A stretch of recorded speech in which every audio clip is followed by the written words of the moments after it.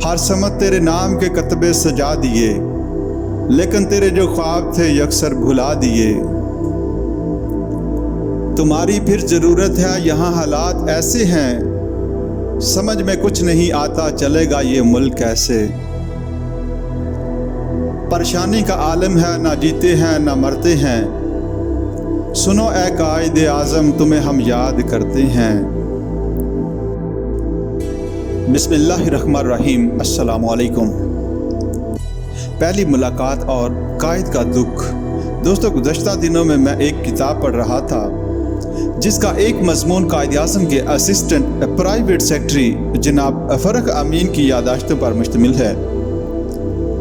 ये मज़मून पहली मरतबा नवंबर 1948 में लिखा गया और बाद में 15 रोज़ा खिदमत लाहौर में 1 सितंबर 1974 को शाया हुआ।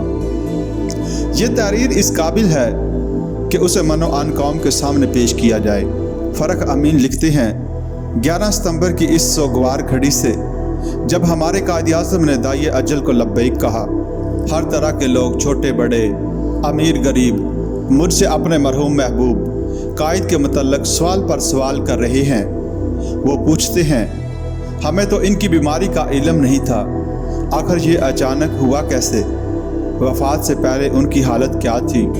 उनकी आखिरी घड़ियां किस तरह कटी?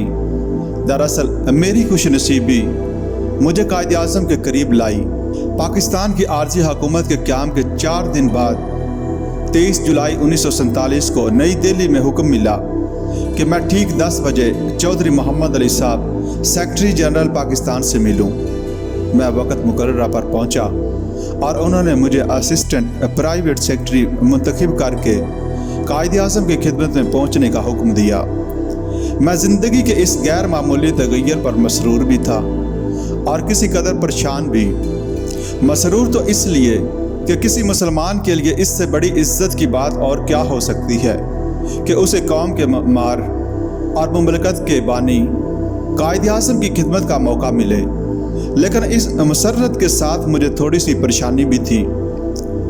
अब तक मैंने कायद-ए-आज़म को दूर से जलसों, मिंबरों और असम्बली के ऐवानों में देखा था और उनका गिरवेदा था, लेकिन इतनी बड़ी हस्ती से इस कदर करीब होना ज़रा मुख्तलिफ बात थी और हिचकिचाहट भी थी। और इसीलिए जब मैं दिल्ली में औरंगज़ेब रोड की तरफ जा रहा था तो मेरी रफ्तार में एक अजीब किस्म की हिचकिचाहट थी।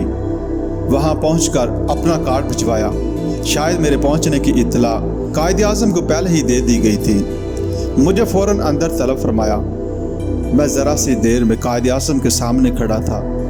फ़रख अमीन लिखते हैं, ये लम्हा मेरी ज़िंदगी का अहम तरीन लम्हा है। कायद-ए-आज़म सोफे पर तशरीफ़ फरमा थे और सिगार पी रहे थे। मुझे बैठने का इशारा फरमाया। घबराहट अब भी मुझ पर गालिब थी और मैं सोच रहा था कि खुदा जाने कायद-ए-आज़म मुझसे क्या खिदमत लेंगे।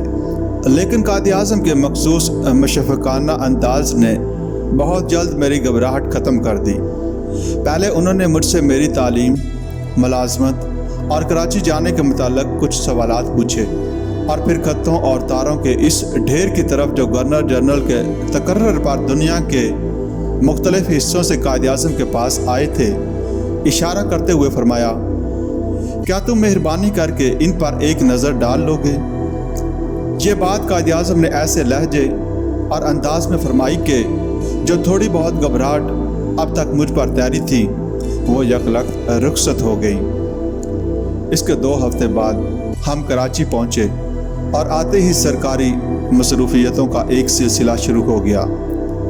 14 अगस्त को जब दस्तूर साथ असम्बली का पहला इजलास हुआ तो कायद-ए-आज़म ने फरमाया, तुम भी मेरे साथ चलोगे। असम्बली का यह इजलास कराची में इनकी पहली सरकारी मसरूफियत थी। सड़क के दोनों तरफ सर ही सर नज़र आ रहे थे। फ़ज़ा कायद-ए-आज़म जिंदाबाद, पाकिस्तान जिंदाबाद के फलक शगाफ नारों से गूंज रही थी और मेरी आंखों में मुसर्रत के आंसू थे। इस दिल अफरोज़ मंजर से कायद-ए-आज़म भी मुतासर थे।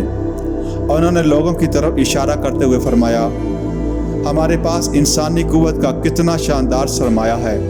अगर हम इनके जोश को सही राहों पर लगा सकें तो पाकिस्तान यकीनन दुनिया की नुमाया मुमलकतों में से एक होगा।